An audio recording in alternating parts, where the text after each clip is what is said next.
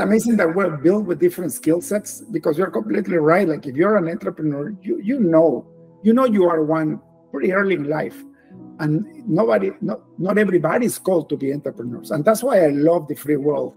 When we look at USA and Canada, for example, you pretty much can do whatever you like with your life here, as long as you don't go the boundaries of the law, and the law is respected for the most part.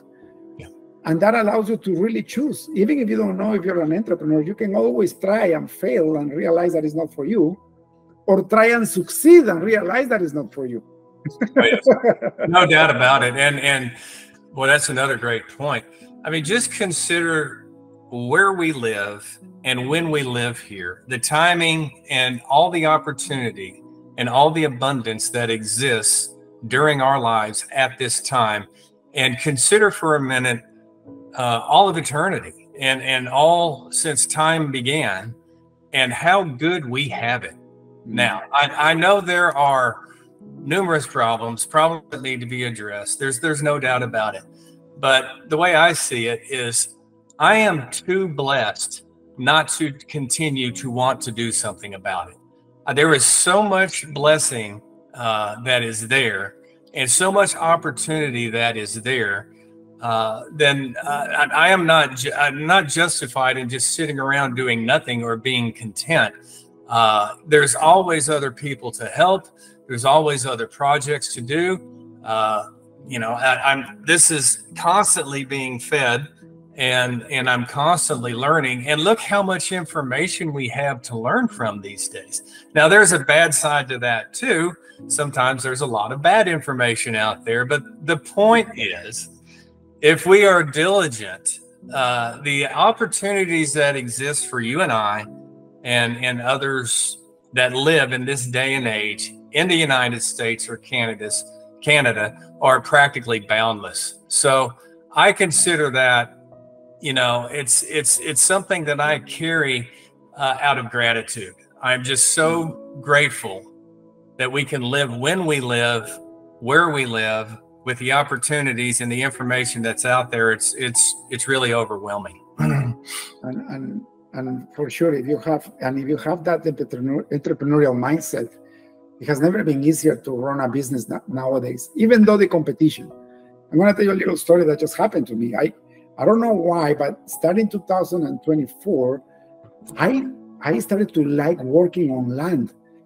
So to give you a context, I am a tech entrepreneur. Right? I run software companies. My whole life has been behind a keyboard and a monitor, and just doing relationships for sales and marketing in entrepreneurship. I didn't know how to use a screwdriver. But this year I began to want to work on land. So the first thing I told my wife is, I noticed that you guys are using the fire pit she has a ladies group. So once in a while they use the fire pit just to worship. They just have a fire and worship together. And it wasn't the best place in the house. So I told her, I'm going to make you a new patio with a new fire pit. Nice. I'm still hiring a contractor that I used to do before and just make sure it gets done and delegated. I thought, you know what? I want to learn how to do that. To make the long story short, I went into YouTube. I saw like 20 videos on how to make, a patio with a fire pit on a slopely hill, doing a retaining wall. And, I'm almost done. I found two kids that had no jobs in the summer, and they're helping me out. And quickly I'm realizing that I could actually make a business out of this. There you go. What I've spent so far, including labor, is a tenth of what I would have paid a contractor. So everything else is markup. There you go. I mean, you're living it. And the more we learn, the more we see these opportunities. And isn't it great that you're sharing the benefits with that opportunities with other people? Because the people that you hired get to benefit, the ladies group gets to benefit, you get to grow in your education, and then who knows, maybe every now and again your wife will allow you to enjoy the fire pit too. And it's a wonderful thing that opportunity breeds velocity. We have the velocity of being able to learn, share it with others, and the opportunity in itself goes to others, and you just got another, could be another $1 million idea.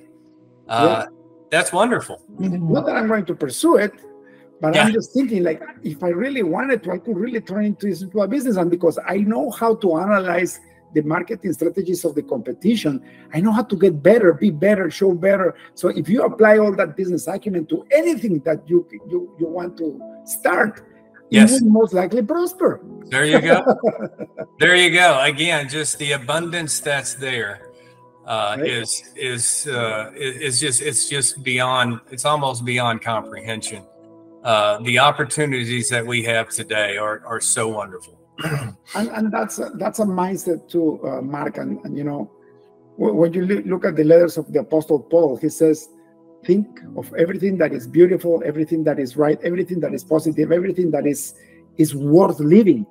And you have to renew your mind and put all this mindset every time you say, you know, I live in a blessed world where the Lord made everything abundant, and I have what it takes to achieve that level of greatness. That's because right. if you don't talk to yourself and you don't prophesy to yourself every morning that, and you just focus on news or what's going around you, you're going to get so depressed that you won't have the energy to take the next step forward, right? Absolutely. Absolutely.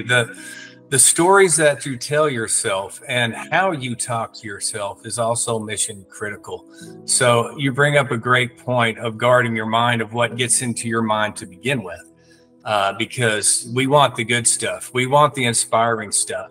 And we also want to be pulled forward by that joy and fulfillment of being able to be useful to other people. And there's so much there, but yes, that's an excellent point. Is just being able to have that mindset and guard your mind so you can maintain that mindset.